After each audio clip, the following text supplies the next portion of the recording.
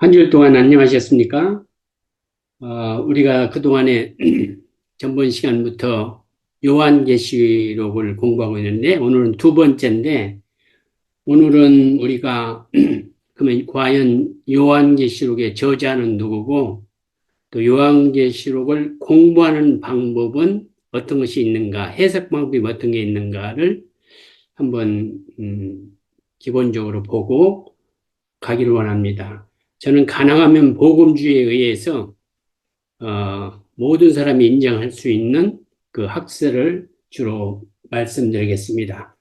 우리가 가지고 있는 이 성경은, 우리가 갖고 있는 이 성경은, 이렇게 보면은 이야기체도 있고, 또 어떤 것은 시적인 구조를 가진 글도 있고, 어떤 것은 지혜의 문서도 있고, 어떤 것은 역사적인 기록도 있고, 어떤 것은 편지나 서신 형태로 우리에게 복음을 전하는 것도 있고, 어떤 것은 계시나 예언이나 상징으로 우리한테 얘기하고 있는데, 우리가 지금 공부하고 있는 것은 마지막인 이 계시, 예수 그리스도의 계시라고 선포했기 때문에, 다시 말하면 예수 그리스도께서 하신, 우리에게 주신 그 기별이라는 것을 생각하면서, 왜 그러면 이렇게 여러 가지 성경에는 그러한 다른 이렇게 말로 이렇게 썼는가를 우리가 한번 볼 때, 성경의 역사를 보면 하나님의 그 영감을 받은 어, 그 저자들이 있는데요. 그 저자들을 그냥 이렇게 하나님의 뜻 방법대로 그냥 원하는 대로 이렇게 움직여서 하는 것이 아니고, 그 저자들의 개성과 독특한 이성이나 어떤 그런 그 자기가 잘하는 어떤 습성이나 이런 모든 것들을 이용해서 그대로 사용하셔서 기록했기 때문에, 어느 분은 역사적으로 이렇게 잘 정리를 해놓고, 어떤 분은 시적으로, 어떤 분은 정말 지혜적인 그 문서로서, 어떤 분은 편지 형태로 이렇게 썼다는 거죠. 그래서 이 성경은 한 사람이 쓴 것이 아니고 약 40명이 썼다고 이렇게 돼 있는데요. 그래서 성경은 우리가 얘기할 때 구약과 신약이 있는데, 구약은 한 약 1500년 동안, 1500년 동안 구약을 이렇게 쓰게 되고요. 신학은 약 100년, 약 100년. 그래서 토탈 1600년 정도를 걸쳐서 이 성경이 완성이 되는데, 에, 이 제일 처음부터 이렇게 완성이 된 것이 아니고, 신앙과 삶을 이렇게 지도하기에 적합한 문서들, 그런 것만 뽑아서 정경화 작업을 통해서 정말 기도하고 많은 분들의 수고로 구약은 39권, 그다음에 신약은 27권 이렇게 되잖아요. 그래서 정말로 신앙적으로 우리 삶에 정말 복음적인 그런 말로만 수집해서, 구약은 29으로 신학은 27권으로 이렇게 해서 오늘의 우리가 갖고 다니는 성경이 그런 작업을 통해서 완성이 됐다는 거죠. 그래서 어, 그 중에 보면은 여러 가지가 있지만, 오늘 우리가 공부할 요한계시를 본다면, 이곳은 상징과 그림 언어가 많기 때문에 자칫 잘못 이해하던가 해설하게 되면은 오해와 갈등이 아주 심한 책 중에 하나입니다. 그래서 우리 주위에 흔히 이렇게 볼 수 있는 여호와 증인교라든가 뭐 박태선이라든가, 우리가 흔히 아는 뭐 박옥수라든가, 뭐 이런 분들이 막 나타나요. 특별히 제가 그 학창시절 때 보면은 1992년인가요? 10월 28일. 여러분, 이 날이 무슨 날입니까? 한국에 아주 온 방송이 정말 떠들어대고 그런 날입니다. 이 날이 말세, 휴거의 날이라고 다미 선교란 거 있었죠. 다미 선교.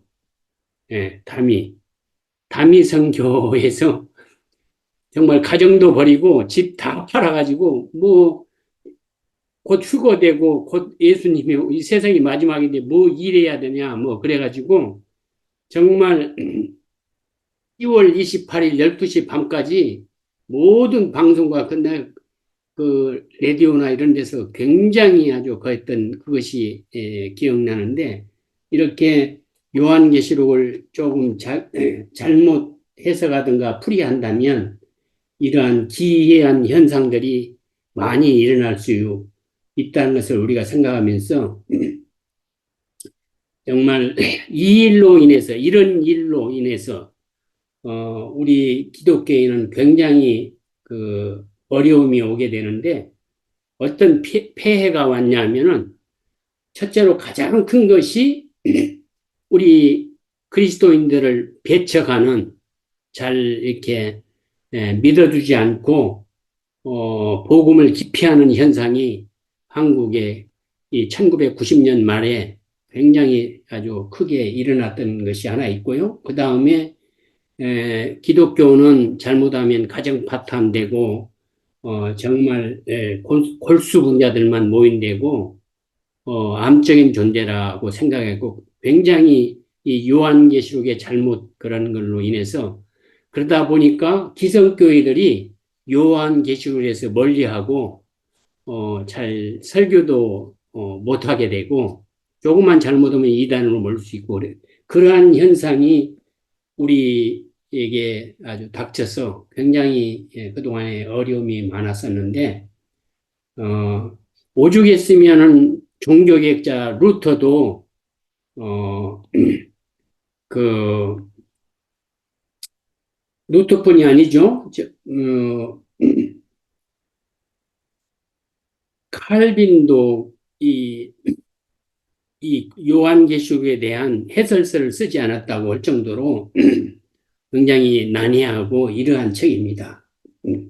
요번에 한국의 호남 지방에 지진이 일어났다는 소식을 들었는데 그 뉴스를 보니까 그 지진을 대비해서 훈련을 잘한 학생들이 그 흔들리고 그랬을 때 책상 밑으로 들어간다든가 그것이 끝난 다음에 이렇게 명령에 따라서 운동장에 모이는 아주 한 사람도 다치지 않고 이렇게 놀라지 않고 그 훈련대로 했던 그런 것을 보면서 우리가 종말은 분명히 올 텐데 정말 예방주사 맞듯이 미리 우리가 대비 훈련을 그러니까 미리 요한계시록을 잘 알고 있다면 참으로 좋은 이게 지혜적인 행동이고 정말 대비할 일이라고 생각해서 제가 이 요한계시록을 여러분과 같이 이렇게 공부하게 됐습니다.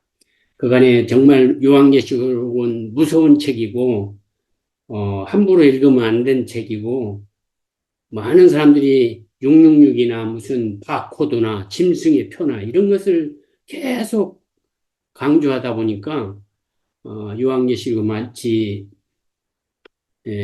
이상한 걸로 이렇게 오해를 받는데 내가 첫 시간에 말씀드리겠지처럼 요한계시록이야말로 예수 그리스도가 어떤 분인가 정말 그 예수 그리스도의 참다운 모습을 복음적으로 설명한 책이라고 생각하시면서 이렇게 읽어야 되며 두 번째는 요한계시록은 갈수록 악해지는 세상 현실에서 정말 위축되고 힘들어 고통하는 하나님의 백성 그리스도인들에게 주시는 예수 그리스도의 격려와 위로 그리고 희망이 담긴 정말 예수 그리스도의 말씀이라는 것을 생각하시면서 이 말씀을 공부했으면 좋겠습니다.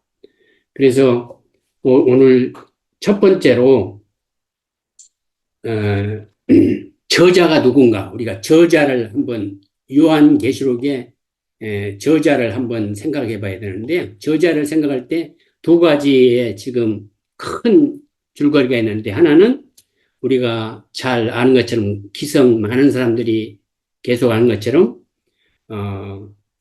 사도 요한이다.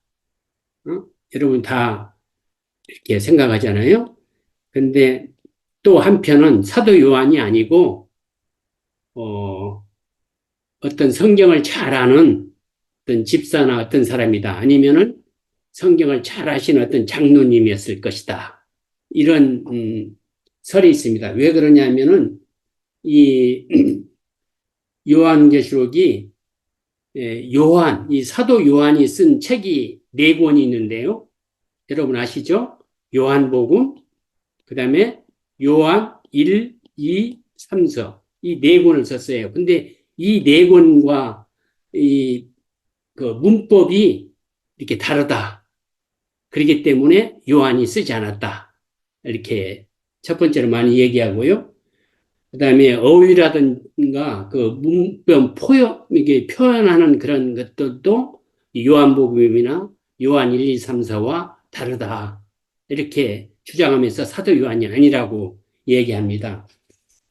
또한 그 신학적인 강조라든가 서술 방법이 다르다. 이렇게 하면서 얘기하는데 가장 아주 조금 음, 강하게 얘기하는 것이 다른 책에서는 요한복음이나 요한 1, 2, 3세에는 그 요한이란 말이 잘 안 나오는데 요한계시록은 묵시 문학은 이 저자를 밝히지 않는 것이 특징인데 묵시 문학인데도 요한이란 이름이 네 번이나 들어가는데 요한계시록에 요한이란 말이 네 번 들어갑니다.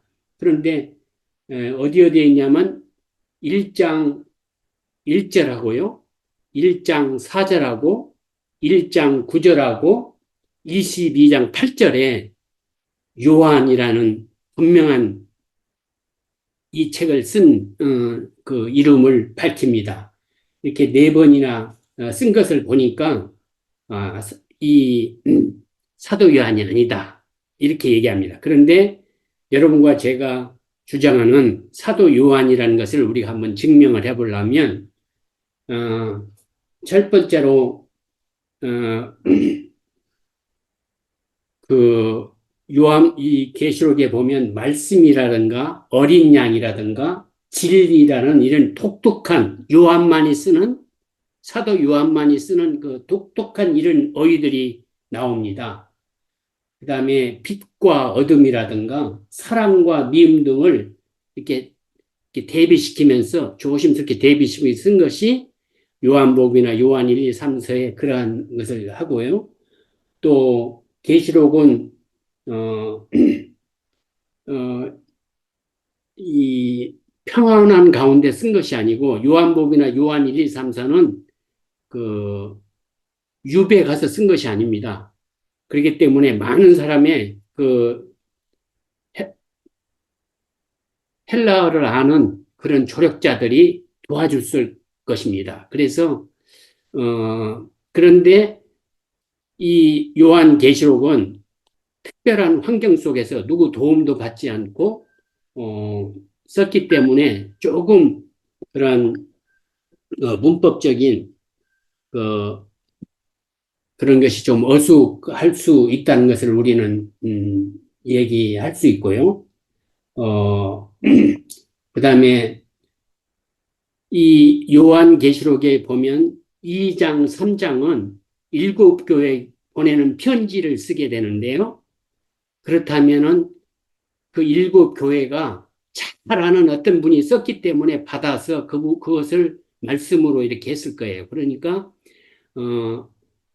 그 요한이라는 사람은 이 일곱 교회에 이미 잘 알려져 있고, 명성이 있고, 정말 인정할 만한 그런 분이었어요. 그런데 그동안에 우리가 신학성경을 아무리 봐도, 요한만치 그렇게 어, 아시아에 알려진 그런 사람이 특별히 나타난 것이 없는 걸로 봐서는 우리는 사도 요한이라고 어, 말하고 있으며, 아까 네 번 요한이라는 것이 나오는데요. 1장 1절, 그 다음에 4절, 그 다음에 9절, 그 다음에 22장 8절에 이렇게 네 번 요한이 나오는데, 이, 이 말은 요한이 정말 죽음은 죽으리라 생각하고 묵시문항에는 이름을 내지 않는 것이 있지만은 이분이 아주 나이 많이 들어서 이 요한계시록을 썼기 때문에 그 로마의 핍박과 이런 것을 다 그리스도를 위해서 정말 희생하겠다는 그런 각오로 이 요한복음을 쓰지 않았는가. 자기 이름을 걸고 어, 정말 학자들은 자기 이름을 건다는 것이 굉장히 생명과 같은 건데, 그래서 우리는 요한계시록은 사도 요한이 썼다고 믿는 것입니다. 그래서 여러분도 얘기할 때 사도 요한이 썼다고 하면 어떻게 해서 썼는가를 분명히 말할 수 있는 그런 입장이 돼야 된다고 생각합니다. 그래서 여러분은 그 요한에 대해서 어떻게 생각할지 모르지만은 제가 많은 이렇게 서적을 보니까 이 요한은 어, 예수님이 가장 사랑하는 제자 중에 한 명이었어요. 골고다에 올라가시기 직전 기도할 때에도 세 제자를 데리고 가는데 거기에 베드로, 요한, 그다음에 야고보 이렇게 데리고 가잖아요. 그렇게 되고 그다음에 십자가를 질 때도 가장 가까이 따라갔던 제자 중에 하나입니다. 그걸 어떻게 알 수 있냐면 예수님이 곧 운명하시기 전에 인간적으로 자기를 사랑하고 낳아줬던 어머니가 너무 습한 그 광경을 보고 이 요한에게 자기 어머니를 부탁합니다. 그래서 이 요한이 에, 늦게 예수 그리스도를 위해서 희생하게 되는데요. 그 어머니를 극진히 돌아가실 때까지 봉양하느라고 이 봉사를 못했다는 거예요. 그랬다가 나중에 이분이 그래서 베드로 모든 뭐 거의 다 로마의 그 사형당하는 그런 입장이었는데 요한만이 그때까지도 살아서 늦게 이렇게 그 어머니를 봉양하고 마지막에 나와서 해가지고 이 그 반모섬에 갔을 때도 상당히 나이가 많은 그런 때에 그래서 늦게 이렇게 시작한 그 복음의 증인으로서 죽으면 죽으리라는 그런 각오로 했다는 그런 제가 문헌을 봤는데요. 그 정도로 이 사도 요한은 어, 가장 늦게까지 살아남아서 요한계시록 가장 마지막 책인 요한계시록을 쓸 수 있는 그런 성품을 가진 그런 분이었습니다. 그래서 우리가 요한계시록의 저자는 사도 요한이라는 것을 믿고 그렇게 주장하는 이것이 굉장히 중요한데 누가 썼냐가 굉장히 중요합니다. 그래서 여러분과 제가 이 저자는 사도 요한이라는 것을 이렇게 생각하시면서 읽으면 조금 굉장히 도움이 되리라고 생각합니다. 그 다음에 계시록의 해석 방법이 있습니다. 이것을 해석하는 방법이 있는데요. 여러 방법이 있는데 우리는 가능하면은 복음주의적인 그 방법을 써서 해석 방법, 요한계시록 접근 방법, 뭐 여러 가지 말이 있는데 여러분과 저희는 해석 방법으로 한번 통일해서 보죠. 접근 방법도 괜찮습니다. 요한계시록 어떻게 해석하느냐, 어떻게 접근하느냐 이 말입니다. 그래서 이것을 보면은 우리가 복음적으로 생각할 때 첫 번째 한 네 가지가 있는데요. 여러 가지가 있는데 우리가 보통 모든 교회들이 사용하는 것이 첫 번째가 과거적, 과거주의, 과거적 해석입니다. 과거적 해석 방법은, 과거적 해석 방법은 이 요한계시록이 사도 요한 당시에 그러니까 다시 말하면 1세기 그 정황을 맞춰서 이렇게 써진 책이다. 그러니까 지금은 이미 다 이루어진 것이다. 라고 해석하는 것이 과거 해석적인 방법입니다. 그래서 이미 다 이루어졌다고, 요한계시록 다 이루어졌다고 생각하는 것이 과거주의입니다. 이는 계시록에 나오는 그 바벨론의 멸망이 있잖아요. 이것은 그 이스라엘의 멸망과 같이 이미 다 그 제국이 멸망됐으니까 다 이루어졌다. 이렇게 말합니다. 이것의 강점은 그 당시 원독자, 그 당시의 그 입장에서는 정말로 정확하게 그들의 사정을 잘 써놨기 때문에 너무나 이해할 수 있고 좋았으나 그러나 지금 우리 그 단점이 뭐냐면 1세기가 지난 지금 2000년이 지난 우리 세대에까지도 이 메시지는 우리 때까지도 하나님의 말씀으로 이렇게 된다. 이게 과거에 1세기 때만의 그런 것을 얘기한 것이 아니라고 하는 것이 단점입니다. 그래서 이 단점은 모든 해석 방법에 장단점이 있는데 우리가 단점과 장점을 보고 해석을 해야 합니다. 두 번째, 그러니까 과거적 해석은 이미 다 이루어졌다. 요한계시록이 그런 말입니다. 그 다음에 두 번째 해석 방법은 과거하고 대치되는 미래적 해석 방법입니다. 미래적 해석 방법. 그러니까 이 과거적 해석 방법과 완전히 대치되게 요한계시록 1장에서 3장만 제외하고 모든 4장부터 22장까지 모두가 미래에 있을 일이다. 지금 일이 아니다라고 이 사람들은 생각하고 있습니다. 그래서 모든 사건들을 이분들은 예를 들어서 그 이 시의 유럽 그 공동체에 무슨 사건이 되면 야 말세가 곧 가까이 왔다. 또 뭐 소련이 막 부흥하니까 이 소련이 666이 돼갖고 세상을 지배하면서 나중에 그렇게 될 것이다.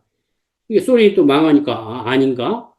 그래갖고 지금은 중국어를 지금 그렇게 지정하고 말이야. 그러고 있습니다. 또 어떤 분들은,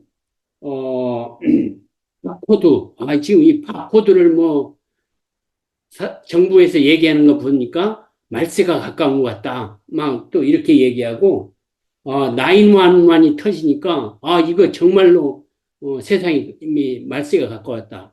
그러니까 무엇만 일어나면, 지진이 일어나면, 이게 하나님이 이렇게 계속 모든 것을 미래에 일어날 그 예수 그리스도의 재림의 징조라고 생각하면서, 어, 그렇게 긴장하고 그렇게 신앙을 하는 그런 자세는 좋지만은, 그러나 너무, 그런 데에 포커스를 맞춰가지고, 일상생활도 제대로 안 하고, 가정도, 이러한 그 어떤 나쁜, 그, 생활은 굉장히 위험하다. 우리가 그런 것을 생각하면서 계시록은 오늘날 어떻게 된 정말 마지막 시대를 사는 우리에게 영적 지침과 다가올 심판에 대비해서 오늘 어떻게 살아야 된가를 이렇게 말씀해주고 깨우쳐주는 그런 메시지의 책이지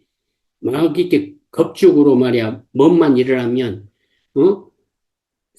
태풍만 크게 일어나고 사람들이 막 죽고 그러면 그 그냥 말세라고 하면서 이렇게 하는 그런데 우왕좌왕하는 그런 시장이 되면 안 되겠습니다.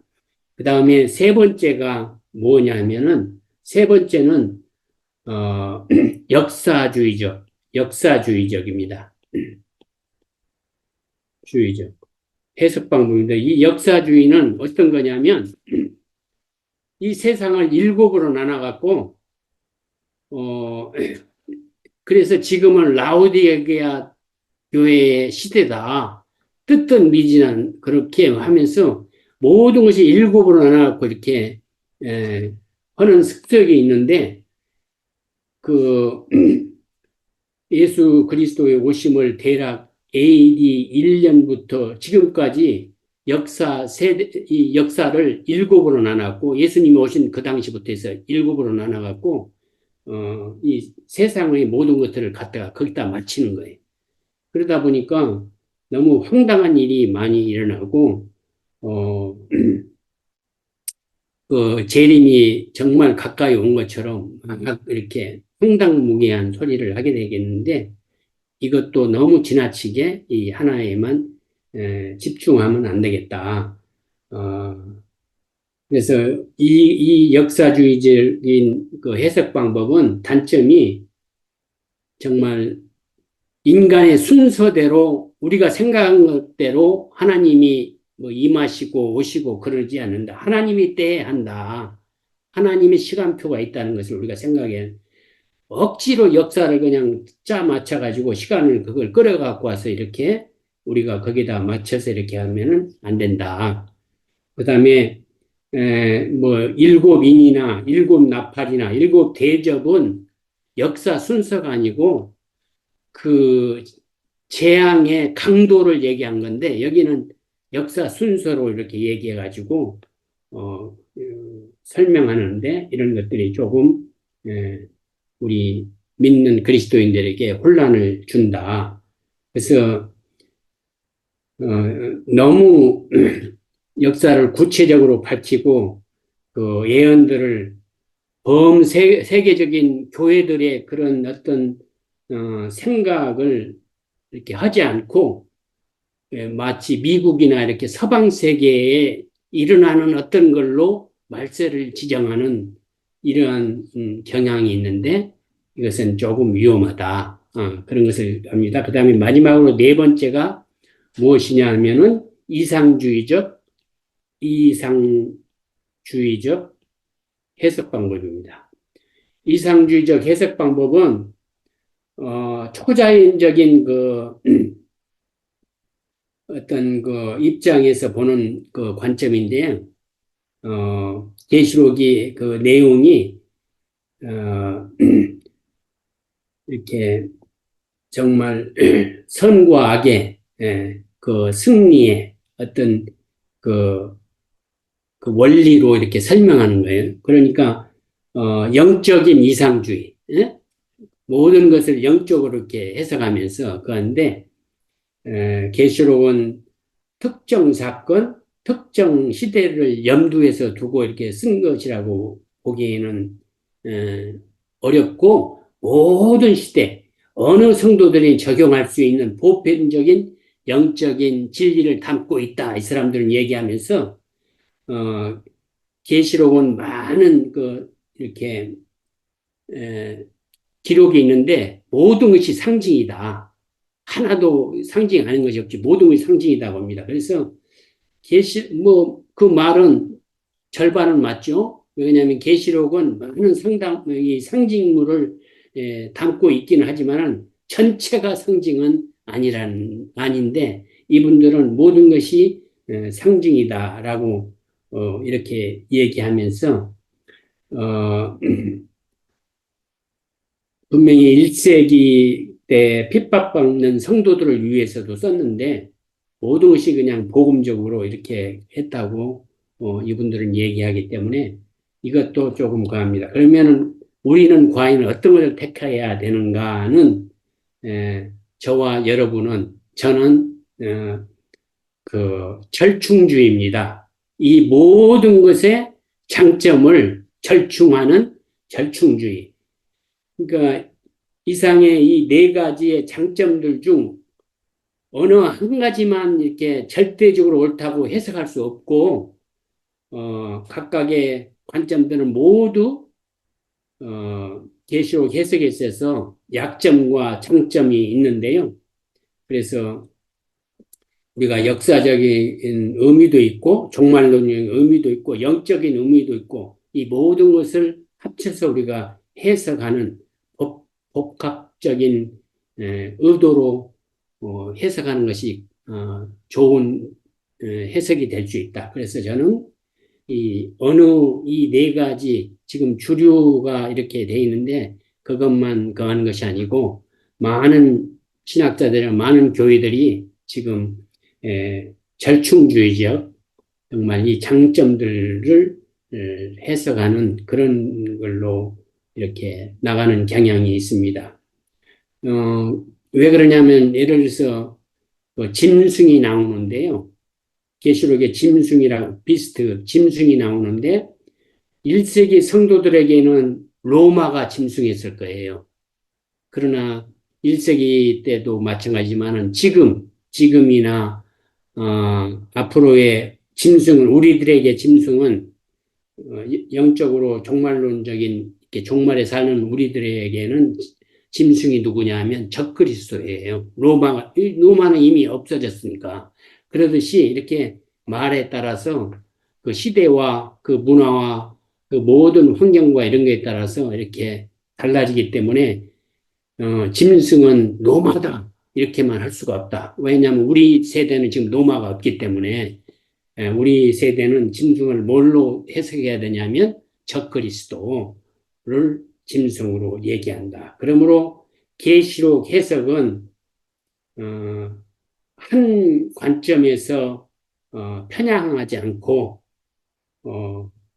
계시록 당시 1세기 당시 그 상황, 역사적인 그다음에 유대적인 그 문화적인 그런 습성 이런 거 처지와 형편, 그러니까 그 당시의 정치, 문화, 종교, 사회 등을 다 이렇게 왜 그런 말을 쓰겠는가를 이렇게 이해하면서 계시록을 해석해야 된다.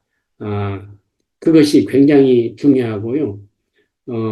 제가 가장 이제 이 해석을 정확하게 하는 한 분이 누구냐면 그레고리 빌이라는 분인데 전번에도 제가 강조했지만 이분은 필라델피아에 소재한 웨스트민스터 신학학 교수인데요.